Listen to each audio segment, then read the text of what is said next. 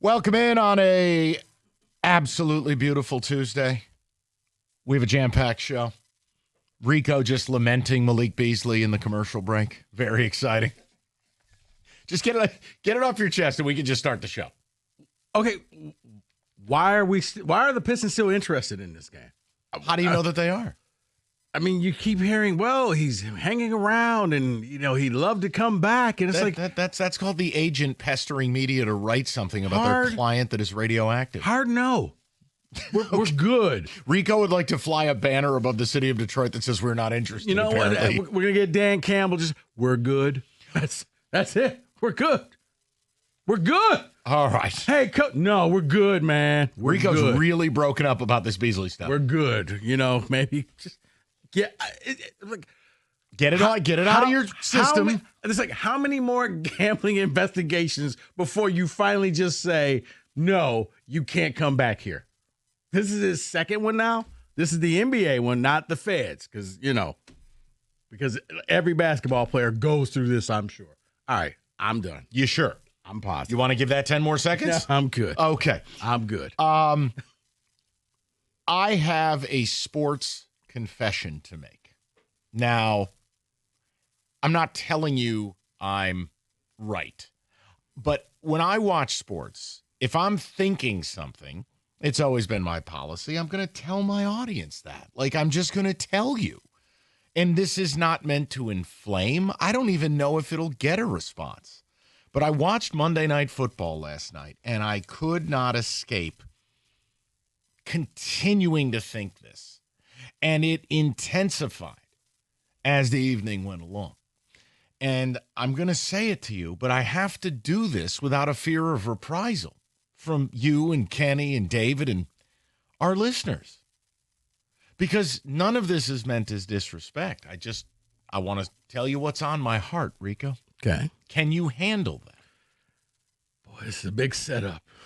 Can you handle it? I can handle this. Watching Houston and Tampa Bay last night.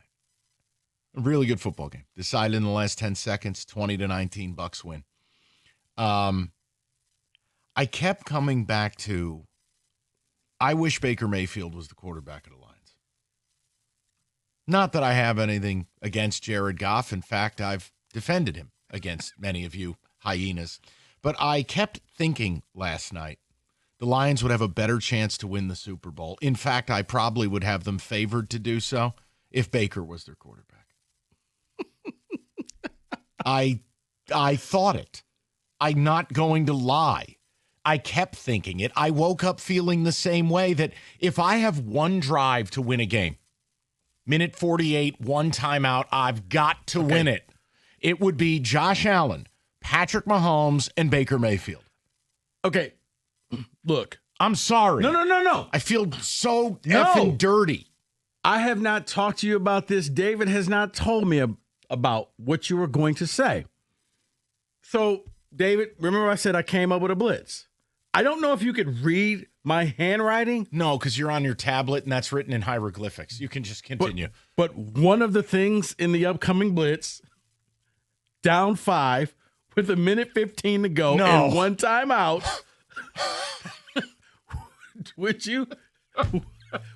Do you want Baker Mayfield as your quarterback? That's part awesome and part creepy. But it's just, Rico, it's back-to-back weeks he's done it. He's got the most game-winning drives in the fourth quarter in the last 2 years in football.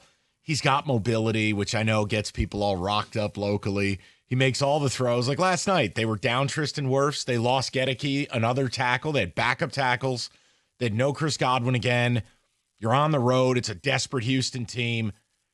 Dude, I feel like Baker Mayfield is so much better than people give him credit for. They're always patronizing with Baker. He is, because you remember Baker because he had all the swag coming out of college. He planted the flag.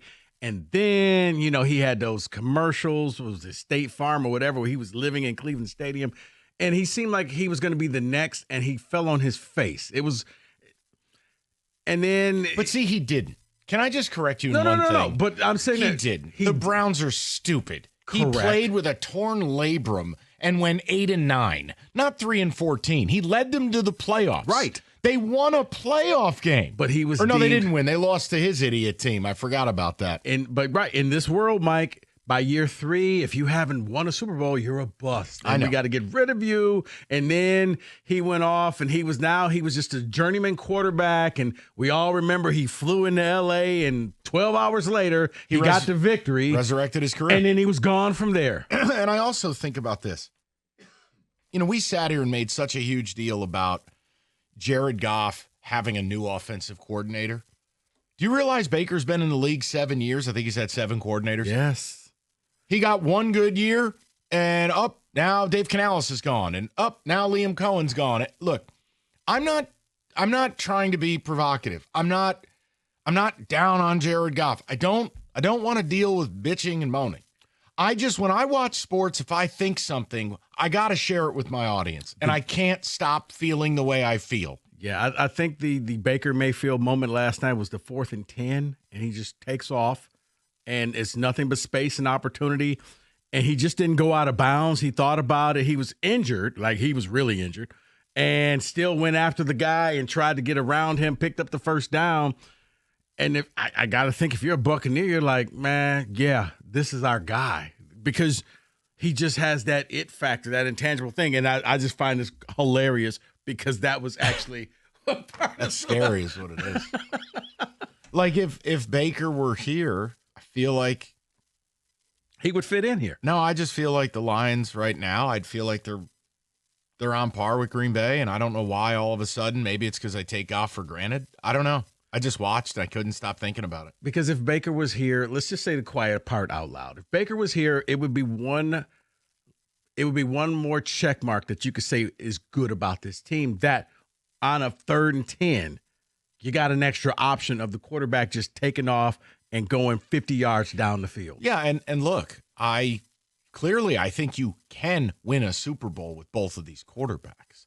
But do I think you would have a better shot? Yeah.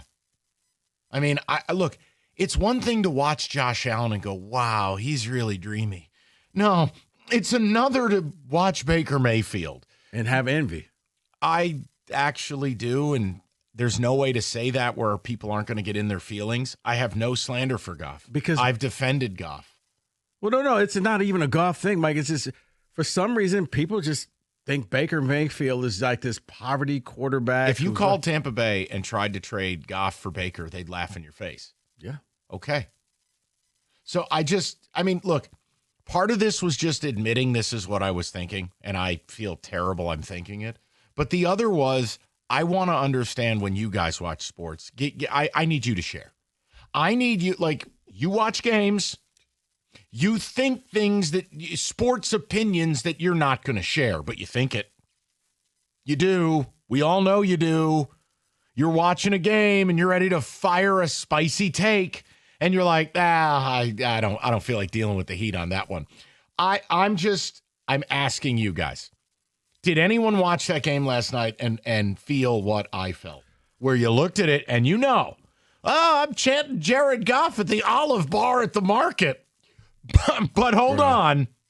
Mike, I've had this opinion every time, and people always laugh like, whenever the Bucs play the Lions, it's a close game. People act as if, we're going to destroy the Bucs. Newsflash, they've beaten you a couple times. Like, it's always a good game, and if what you don't want are the Bucs to be down and Baker with the ball with less than 2 minutes, because you're losing. I just also look at, you have such a superior roster.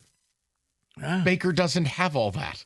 Yeah, can I give you some stats here? You can. I just feel terrible for thinking this. No, you don't have to feel terrible. I don't want people to be angry. It's 80 and sunny. No, you don't have to feel terrible. I'm still blown away. Like, wow. That's terrifying. So since Baker has been a Tampa Bay Buck, which is since 2023, he is first in the NFL in touchdowns, second in the NFL in yards, and he also has 6 game-winning drives. 21 wins in that. So 6 game-winning out of the 21 game-winning drives for him. Fourth quarter comebacks, 5. So it leads to... Is that including these last 2 weeks? Correct. Okay. It leads to what you're saying. At the end of the game, he is money. You're losing in the fourth quarter, he's going to bring you back. You need to win a game in the fourth quarter, he's going to win it for you. Yeah. This is going to take people off, Mike. No, I don't want people to be angry. It's beautiful outside. You know what? What? I've often said Baker Mayfield was your quarterback. You're going to the Super Bowl 2 years ago. Wow. Tell me I'm wrong. I can't, because in the game, Purdy's legs was the separator. Your quarterback didn't have any. So in the final 3rd and 4th and 3. Okay. Guys, you are welcome to slander. I just promise you that is not the intent of this discussion. I just watched it. I've watched it back-to-back weeks. I know what I'm watching. And I wouldn't take Goff over this kid. And I wouldn't take him in the last 2 minutes of a game. And I swear if I could swap QBs right now, I would. Because I think he'd win the Super Bowl. And and that's coming from a guy who has mocked the Hendon Hooker crowd, a show that has been very pro-Goff. I like Jared Goff. But I can't help what I'm watching and what I thought. And I go, yeah, I have some envy there. And the thing is, look, Goff fits here, but Baker would fit here too. He's got that swagger. He's got everything. I mean, heck, at the end of the game, he may even put on some buffs. He's a better quarterback, Rico. You can just say the quiet part out loud. Okay. People don't get offended if you say Josh Allen's better than Jared Goff. And Josh Allen's never been to a Super Bowl, so you can save it. The whole Baker hasn't either. But no. We revere Josh Allen. Nobody reveres Baker Mayfield. Okay, I think you should revere him. You should. No, I'm with you. But most people look at Baker Mayfield. Week in, week out. I mean, the last couple of years, he's completely outplayed Patrick Mahomes. Up and down. Difference is Mahomes gets carried because he's got an elite team. I don't think Tampa Bay's elite. Plus, they're coached by an idiot. Todd Bowles is awful. They win in spite of him. They do. I hearken back to the playoff game. Where everybody's on the field like, hey, coach, we're going for it. That's 45 seconds left. Let's go ahead and shake hands. We can still win. Nah, we're good. I'm tired. It's a sports confession. I'm sorry. I didn't mean to hurt anyone's feelings. But I wish we had Baker Mayfield. And I feel like this team would be better if we did. My confession is I really think Baker at this point is a top 3 QB in this league. I would take Baker Mayfield over Lamar. Go ahead and laugh. I don't trust Lamar late in games. I don't trust Lamar to lead game-winning drives. I don't trust Lamar in the playoffs. And he's sizzle and sex appeal and all the rest. Chips down. I got one drive to score. I'm not taking Lamar Jackson. I'm taking Josh Allen. I could still pay some respect to Mahomes because he's still Mahomes. But there's no one I'd rather have than Baker. And I was imagining him in a Honolulu blue jersey yesterday, and I felt like a piece of garbage because I'm like, I like Goff. Why do I feel this way? I was ready. I'm like, if I could trade them today, I would. And that's terrible. I don't say things like that. And here it was. I thought I had the ultimate in it. Later on in the show, okay, I got a question for you. We can still do that. We can, but 248-539-9797. It's a sports confession. Just everybody take it easy.